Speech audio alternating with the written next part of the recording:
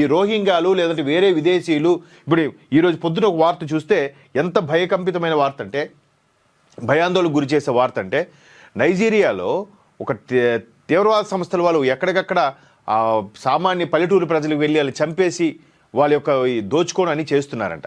అటువంటి నైజీరియా వాళ్ళకి కూడా మన భారత్ అడ్డాగా మారిపోయింది. ఎవడెవడో వస్తాడు, ఎక్కడెక్కడో ఒక ప్రత్యక్షం అవుతాడు, వాడికి ఒక ఆధార్ ఉండదు, ఒక వాటర్ ఉండదు, ఏమీ ఉండదు.